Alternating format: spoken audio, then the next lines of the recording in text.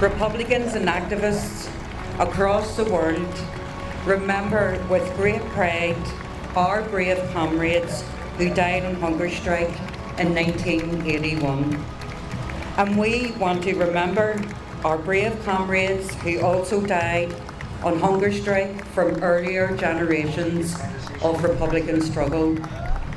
So on behalf of the National Commemoration Committee and everyone here today, I want to particularly acknowledge the families, the friends and the comrades of those we are here today to commemorate. Since 1981 and every generation since, the sacrifice of our comrades from 1981 has indelibly marked the lives of many. Ní Yamfi Wage Darmad or who know our yield shot. We will always remember them and hold them and their commitment dear.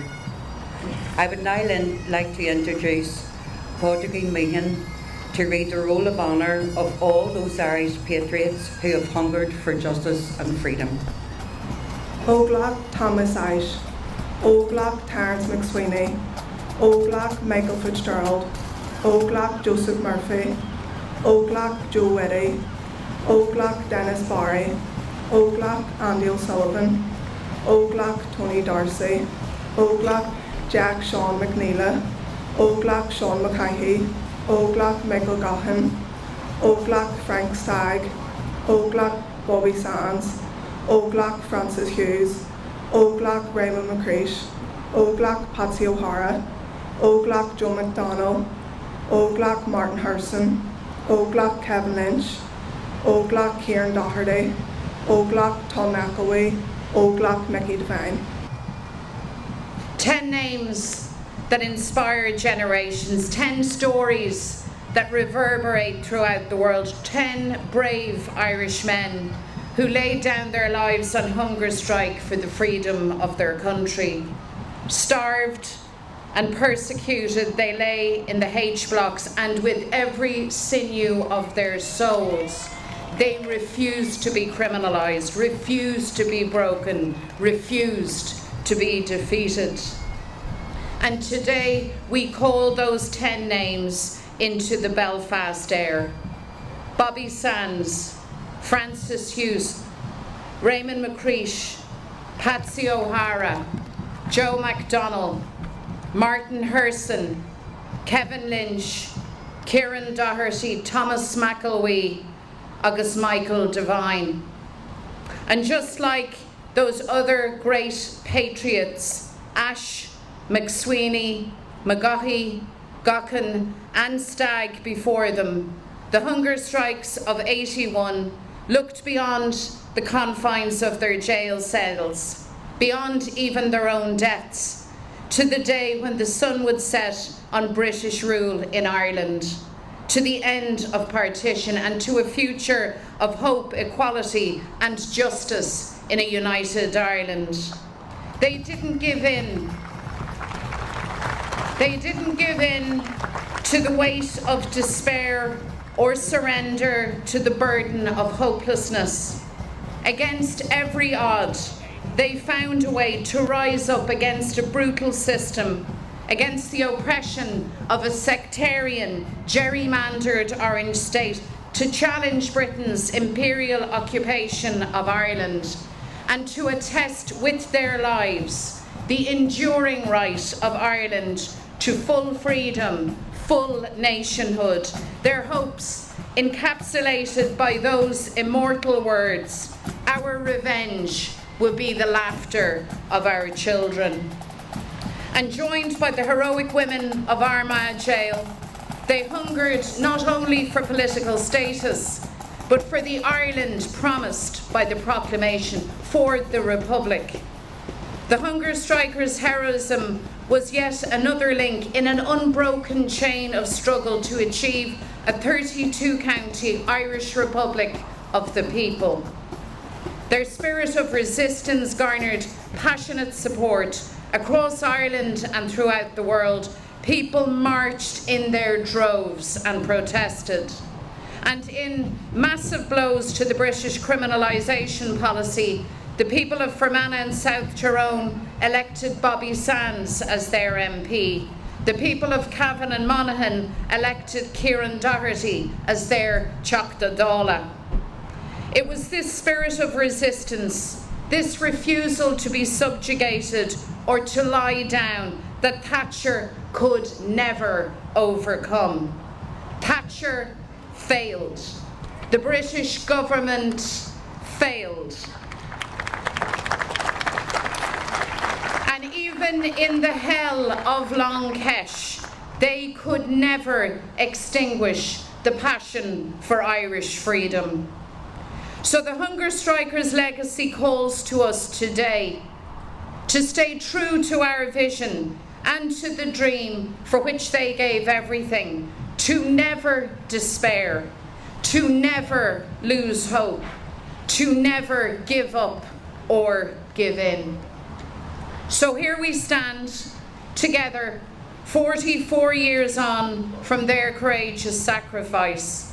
We stand now in our unshakable belief that this generation of Republicans will reunite Ireland and build our future, to realise Tone's mission to unite the whole of Ireland, Protestant, Catholic and dissenter. We stand together in Mael Ferrishta, in the north of Ireland, where we have witnessed such seismic change. The northern state into which the hunger strikers were born is no more.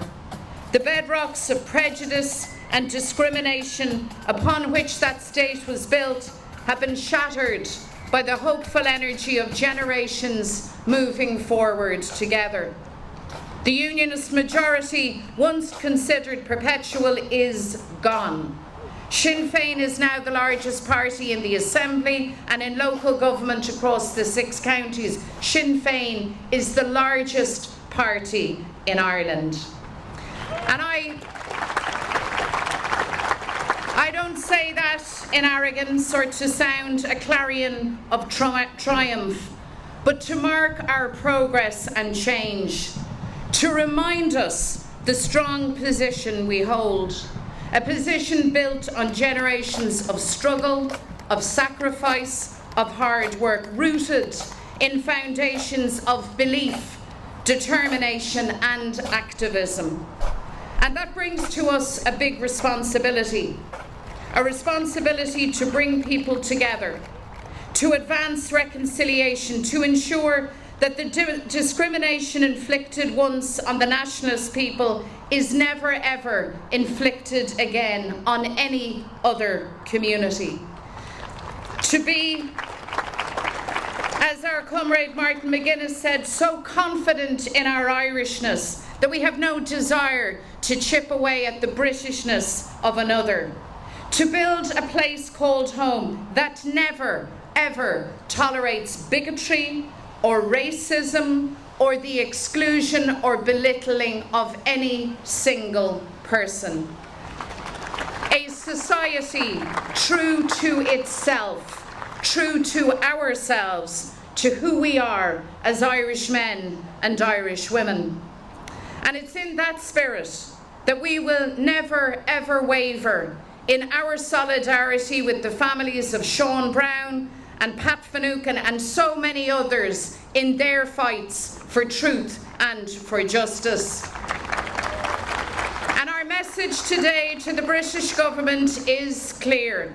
Accept the ruling of the High Court. Grant a full public inquiry into the murder of Sean Brown. It is the least you can do, even at this belated point. Friends, our duty as activists is to carve the path to reach a united Ireland, and we're getting there, inch by inch, day by day, year by year. Remember, this state was designed to prevent a Republican or nationalist from ever becoming First Minister, and the good and the great said that it could never happen. Well, as Mandela said, it always seems impossible until it's done, and that has been done. As First Minister for all, Michelle and the team showed the determination needed to make politics work for everyone, to reach out beyond the trenches of the past, to confront everyday British austerity, and to work night and day to improve people's lives, to deliver Casement Park, to deliver the A5, to deliver the services and opportunities that allow each person to live a decent and happy life. And that principle of putting ordinary people first is what guides our work in leading the opposition to the Fianna Fáil, Fine Gael, Lowry government in the south. You remember him, Michael Lowry. In a time of an ever-worsening housing emergency, an escalating cost of living crisis, Micheál Martin, Simon Harris and their friend Michael Lowry show that they are all about defending the status quo. They are a government on the side of the insiders, the big landlords, the wealthy property funds. But we are fighting back for working people, for carers, for those with disabilities, for families, for our young people. And we will not rest until they have a Republican government that is squarely and unapologetically on their side.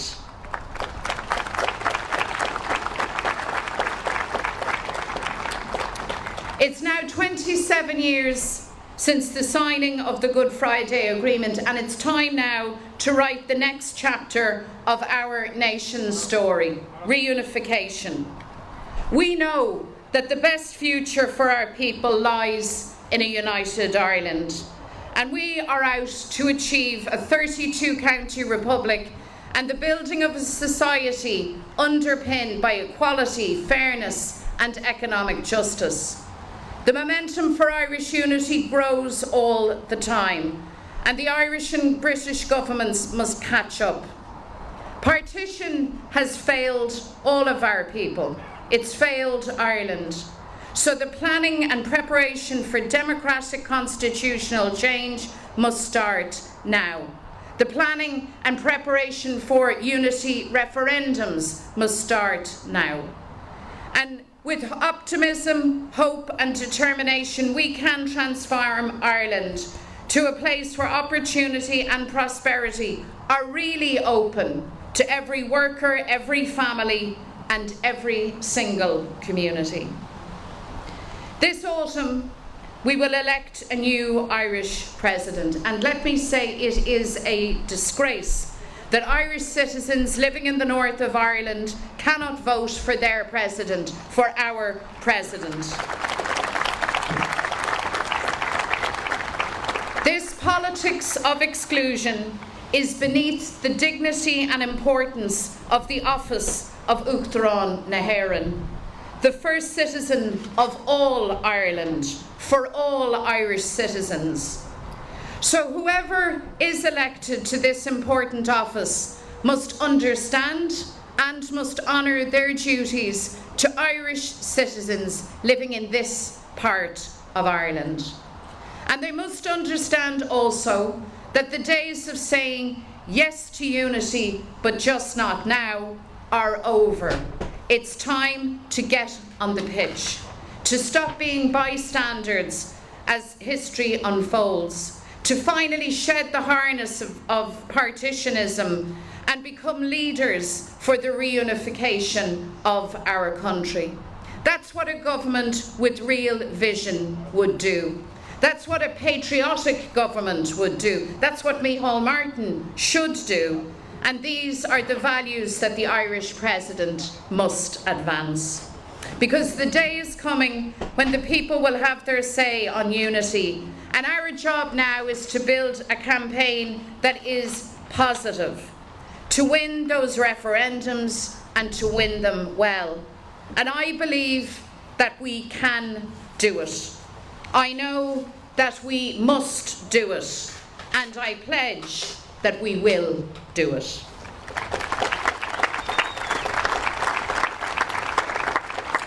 As our long walk to nationhood continues, we never forget other peoples who yearn for freedom. We stand in unwavering support of Palestine, the people of Gaza and the West Bank, as Israel's barbaric genocide continues. As occupation, apartheid, starvation, bombardment, brutality, Israeli barbarism plays out for all the world to see.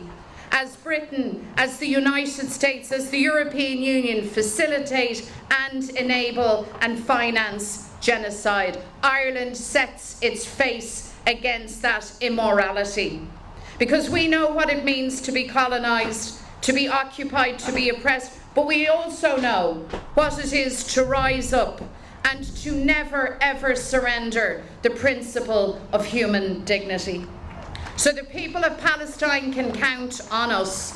The people of Palestine can count on Ireland. We will never, ever stop raising our voices in their name. The British government, their courts, their system can try, but they will fail.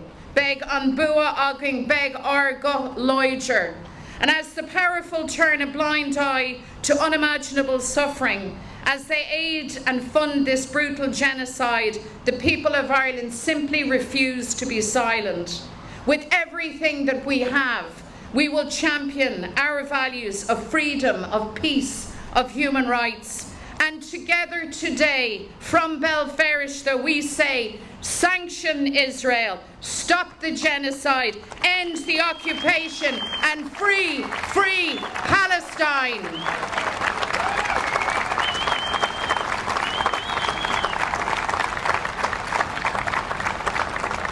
Friends, the enduring legacy of the hunger strikes is found all around us, found in the unshakable belief in Ireland, and all we can be, in the future that we can build, in the spirit, the ambition, the joy and the energy of our young people.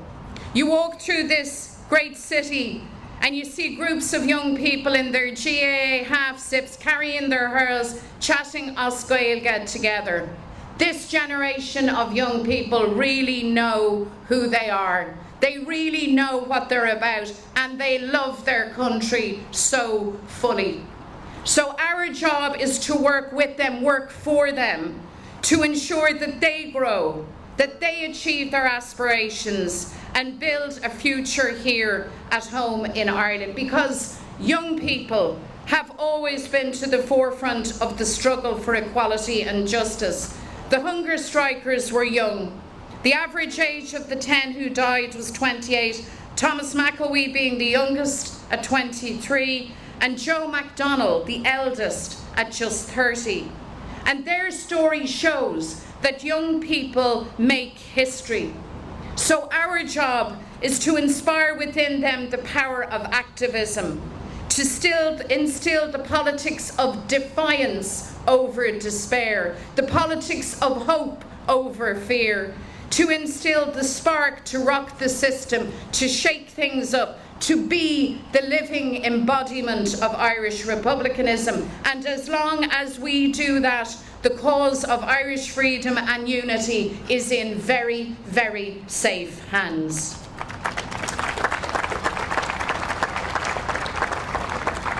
So together we continue the journey to a united Ireland, to the Republic.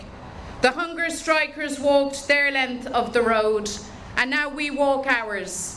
In confidence, in hope and determination. The struggle is long, the struggle is hard, but the struggle is always, always worth it. So we look beyond today to the Ireland that we shape for our children, for those young people who look to their future undaunted and unafraid. For them, we will do the work. For them, we will walk the extra yards. With them, we will write our nation's next chapter, Ireland united and free. We hold tightly to our belief in the words of Bobby Sands as he lay brutalised in a H-block cell with the lark of freedom singing in his heart. The day will dawn when the people, all the people of Ireland, will have the desire for freedom, and it is then that we will see the rising of the moon.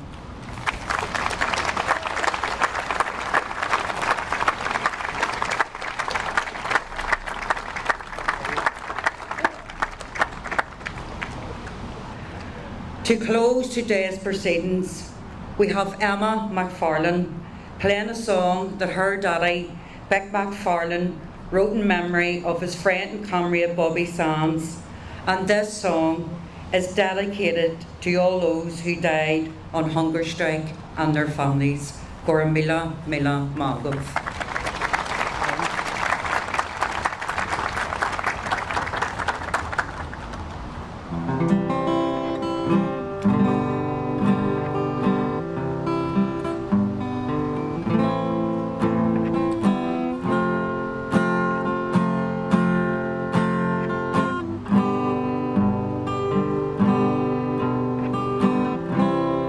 Doesn't seem quite so long